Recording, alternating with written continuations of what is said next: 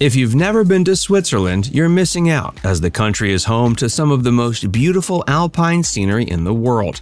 There are plenty of awesome places to visit there, and we'll be taking a look at some of our top picks in this video. From the Swiss National Park to the compact city of Lucerne, join Viewcation as we explore the best places to visit in Switzerland. Swiss National Park. The Swiss National Park was founded in 1914, making it the oldest piece of preserved land in the region. The park is located in the Engadine Valley and sits right along the border of Italy. The park itself spans roughly 70 square miles. There's plenty of beautiful scenery to take in while visiting the park, and it changes drastically during winter. It's a popular location for skiers during the winter months, when its many mountains are blanketed in beautiful white snow. Though the Swiss National Park is arguably the most popular during winter, there's plenty to do and see at the park at other times of the year. It features a fairly expansive network of hiking trails, though visitors are prohibited from venturing beyond these trails due to the park's status as preserved land. While hiking, you can see diverse creatures like marmots, deer, and foxes. The area is also home to plenty of different bird species. The Rhine Falls. If you're looking to experience what an alpine waterfall is like, then visiting the Rhine Falls is a perfect opportunity. It's a waterfall that spans nearly 500 feet, making it the largest waterfall not only in Switzerland but in Central Europe. Of course, it can offer a fairly impressive sight any time of year, but it's most impressive during the summer. The snowmelt causes the Rhine Falls to surge in a way that it doesn't at other times of the year. There are multiple ways to experience the falls, with one of the more popular being a boat trip. Zurich. The city of Zurich may not be the capital of Switzerland, but it's the largest city in the country and functions as a cultural hub of sorts. Because of this, it's common to find tourists starting out their Switzerland journey in Zurich. There's plenty within the city to experience, though the city's upper-class citizens may intimidate some. It sits towards the northwest of Lake Zurich, which takes the city as its namesake. Some of the most interesting areas to explore include its Old Town area, as well as the shopping district that goes by the name of Bahnhofstrasse. The Old Town is called Altstadt, and it features several notable buildings left over from the city's pre-medieval period. Meanwhile, the shopping district exists to satiate more modern interests, with its plethora of boutique shops, as well as designer clothing and jewelry stores. The city of Zurich is also home to dozens and dozens of museums and art galleries.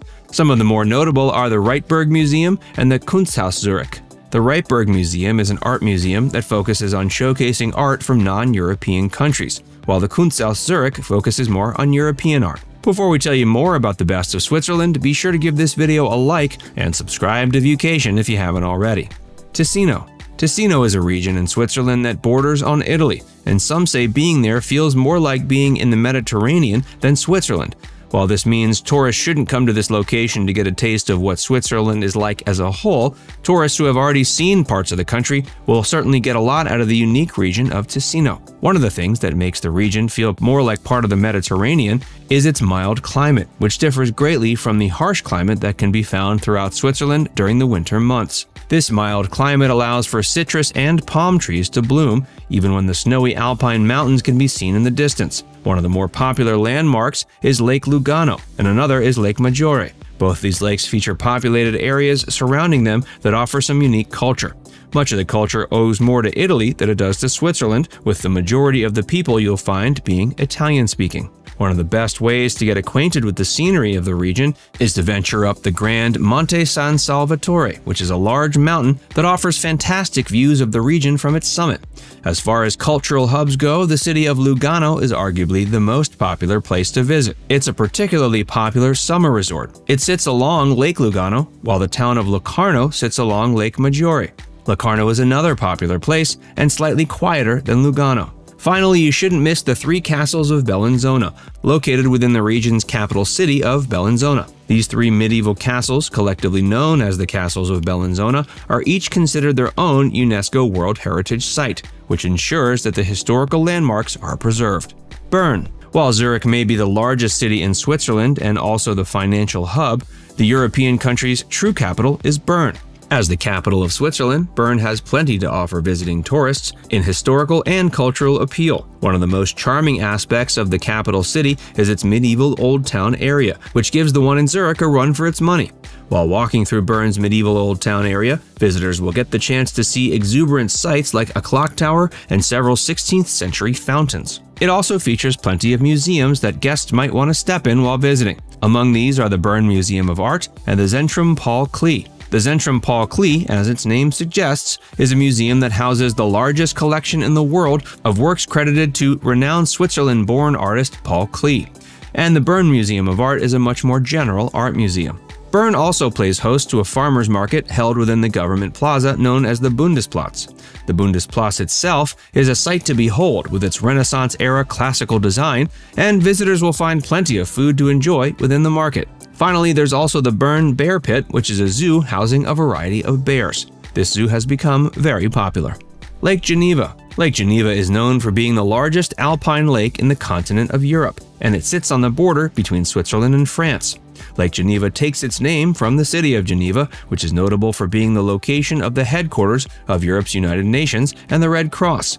Besides the cultural significance of the city itself, there's a ton for tourists to enjoy around the lake. There's the Jet d'Eau, which is a fountain in the middle of the lake that shoots water 500 feet in the air. Out on the waters of Lake Geneva also stands the city of Lucerne, which is home to a 12th century Gothic cathedral. There's also the nearby resort town of Montreux, which hosts the Montreux Jazz Festival during the summer. Lucerne. Finally, let's look at Switzerland's compact city of Lucerne. There's plenty to enjoy, from the beautiful scenery to the unique cultural locations within it. The city plays host to the Lucerne Music Festival, an international music festival based out of the city's historic Culture and Convention Center. There's also the Chapel Bridge, which is a historic landmark that's been standing since the 14th century. Another notable landmark is the Lion Monument, a sculpture created in memory of Swiss guards who died fighting the French Revolution. Those looking to brush up on some history while visiting should venture into the Swiss Transport. The museum's function is to educate guests about the variety of modes of travel that have been utilized throughout the country. Now it's time to hear from you. Did we miss any of your favorites in Switzerland? Let us know in the comments section below. And before you go, make sure you give this video a like and subscribe to Viewcation if you haven't already. Click the bell icon to stay updated on all our latest content.